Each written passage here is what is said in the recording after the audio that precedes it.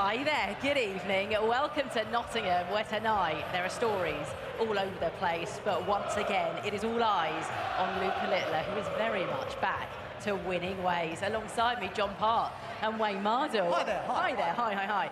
Four fascinating quarterfinals this evening. Luca Littler arrives as favourite, as he so often does. But what a difference a week makes if you're the world champion. It's a short time, but look, normal service been resumed, but it's not really changed anything because we were kind of expecting Luke to do amazing stuff 4 weeks ago. It's just taken him time to get there, but it's not changed for the others. There is no context for it. It's ridiculous. It's unthinkable what he's done in every respect. Really new for us. I guess what we have is somebody who just is that young, who is the best, and it's turning into a lot of titles. Is he perfect? No, but he manages to really work well around his imperfections. He's really a good pro player. He knows who he is, he knows what the other players are thinking, and he knows how to manipulate that to his advantage, I think, very well. We have said, as in all the pundits, all the experts have said that this is an era that is undominatable. Is that even a word? Well, it's a word now. No. It's the back of your mind that allows you to throw with some freedom on the key shots. To the top half of the draw then, a really intriguing matchup between Johnny Clayton, who's top of the table at the moment, 5 points clear at the top as well, against Michael van Gerwen, who had a really good first couple of weeks, but he's kind of gone missing since then. He has, yeah, but he played really well in the off-it. He's looked like he's going to get beat. Look, I fancy him tonight. I really do. I think he's got a hell of a chance. You can't back anyone from the bottom. That's just brutal. That's too much.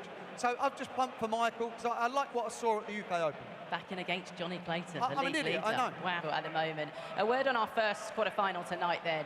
Another fascinating matchup between the two players at the bottom of the table at the moment. Josh Rock, who seems rooted to that bottom, John, against Stephen Bunting. They met in the 6th round of the UK Open. Josh Rock came out on top then, 10-7 winner. It feels like it's hit. Weekend, he's working hard, and whether they're going in seamlessly or not, he's putting the effort in, and I think it's going to bear results, but I think it's all too much if it's like I have to get into the top 4 and start thinking that way. What he really has to do is play each match to win. He knows he can win matches. He's a great player. That's why he's here.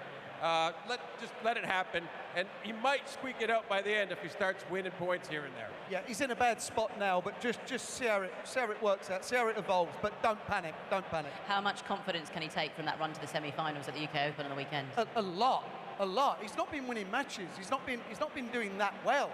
And every Thursday he's been getting turned over, and most of them was 6-2. Okay, there was a little 6-4 thrown in there last week, but he's not looked like he's going to win these games. He was looking so good. He was looking very good against Luke Littler. He had chances. Look, I don't see a long-term problem, but the short-term problem is for me that he needs to get wins under his belt in the Premier League, and then he can put any element of doubt to bed and then just crack on. That's our first quarterfinal of the night, but who is our week 6 winner, John? I like the favorite odds here. I like Johnny. I'm with Wayne. I think the top half, it looks like, I don't know, offense to anybody, it looks easier. 2-8 to finish as well. What was a thrilling semi-final with Luke Littler. It certainly was, and that's on the back of Luke Littler being absolutely incredible in his quarter-final game. There's just something about when them two get on the stage, that, they bring the best out of each other. But Luke Humphries was very, very consistent, a lot of composure in that game. I just get frustrated now as an ex-player, just with a whistling at the end. You're watching two of the best players that that these will ever see on this wonderful stage. Then you just for a 5-2 lead. It looked like he was so in the mood. He let Littler back in, didn't he? But to get the job done and get over the line in the style that he did as well, it felt like a really big win now. It was a big win. Before tonight, we said what's going to happen first. Is the form going to these morons do? But morons follow morons. That's what happens. But what he did do, like Glenn said, he hit the 180, then managed to take out the 128. When he hits doubles, he wins, and it's absolute. That's his game. When these big hitters, Gerwyn Price, Michael van Gerwen, especially Luke Littler, but Luke Humphries, he's right up there with one of the biggest scorers that the world's seen in the last kind of decade. Now, what is he tonight? 46% he was in that game. That's why he won it. It's not just the scoring.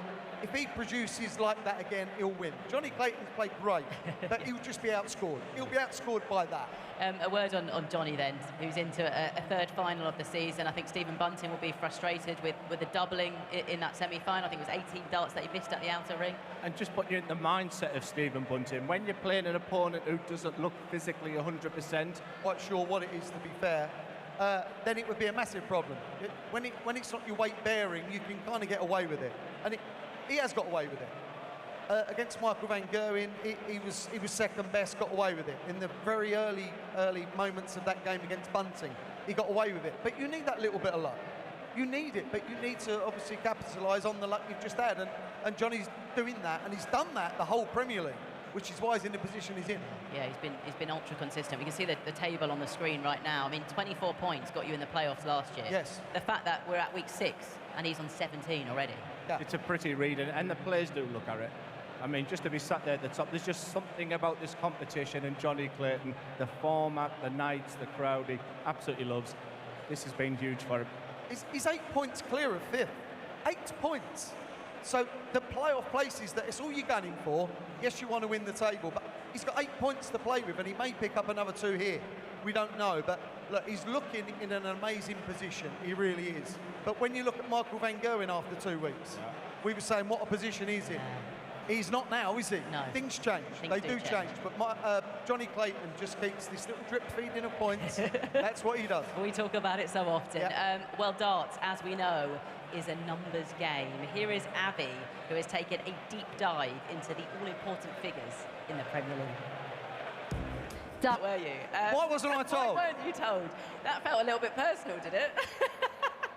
I was just about to say that Wayne Martel one is the only one to concentrate, and then she was enjoying something of coffee at the end. Charming. Right, what do you make of some of the other numbers? Are we expecting a 9-darter in the final here in Nottingham tonight? A 9 in the final in Nottingham. Why not? Why not? 6 weeks, 6 different winners. That's my number. Oh, love it. I like it. I That's like another it as well. number. I like See, it wasn't even in that. I'm a pro. Well done, Glenn. Abby, next time. Right, coming up after the break, Luke Humphries, delighted to say Johnny joins myself and Wayne on the stage. A second trophy of the season. Take it, pal. Take Thank it. you very much. Oh, Thank you. Johnny, congratulations. A second weekly win. You have extended your lead at the top of the table. 8 points now, the gap between you and Luke Littler in second. And all while you're not 100% as well. What a night. Yeah, what a great night. You know, The practice room, was you practicing or was you keeping the weight off it? Just play the game? no, I was practicing just to keep on it, to be honest, because every time I sat down, my foot kind of stiffened up, and I thought, I'm just going to have to practice. It's the most I've ever practiced, really. So, Right, so yeah. it was getting worse. Yeah, it was getting wow. worse, but, you know, I'm dreading taking my shoe off because I think my foot's just going to, you know, explode. Rest up kind of. tomorrow, pal. Yeah, I think I will. 67% on your doubles in that final. That was some finishing display. Yeah, that was okay, wasn't it? You know what I mean? Especially when the song came on, I Predict the Riot with Luke. I told him, I hope not, mate. So, no, all jokes aside, to beat a play like that, I'm over the moon. So, yeah, happy days. You said in the media this week that this is one of, and you've been in a few Premier Leagues now, this is, you feel, one of the most competitive you've ever been involved in. Yeah, 100%, because everybody's nicking points off everybody. Do you know, I didn't expect to be on top of the league after night That's 7. some league that's qualified most of the time, or nearly all the time, actually. So 25-26 will see you in. You've got weeks in the bank. So if it kind of gets a bit of a tough road at one point, you've got the points in the bank already. Yeah, you know, it's great to have an early start. You know, like I always said in my interviews, I know what it's about. It's to get the points on the board early. So it's not a bad start, I've got to be honest. It's And, all and right. hopefully it can carry on. Absolutely perfect start. I mean, 19 points is just incredible. It looks like you're a man on a mission in the Premier League this year. But, you know, like I say, it's my favourite tournament. I'm the darts are doing the talking. What is it about the Premier League that you do so much love? Because a lot of players say that this is tough, this is real hard work, and it is week in, week out with the travelling. What is it that you love? Yeah, well, it is. You know, obviously it's the cities that we travel to first. The arenas are amazing. The fans are fantastic. But you play against the best, the informed players. And when you're playing against the best players in the world week in, week out, it can only better your darts. So that's what I enjoy. You like a battle, don't you? Oh, I love a battle. Oh, I love it. Love it. congratulations. Thank you so much. And we will see you next week in Dublin. Go and Hopefully rest with a that winner. foot. Go and, yes. Thank you so much. Cheers, guys. Thank you. Thanks, Johnny. Forrest, I thought he'd be royally outscored there, but it was the other way round. Luke, he wasn't happy at the end of the game, Luke. I think he felt that opportunities had come and gone and he was just kind of wasting them. And the serial kind of Whistler come back, which is a real shame, go through something. But Johnny was unplayable, and you mentioned it, the 67% on doubles. That's what won the game. There was it's just these like there was 19. He took out 19. It doesn't. It's not a big finish, but what you do.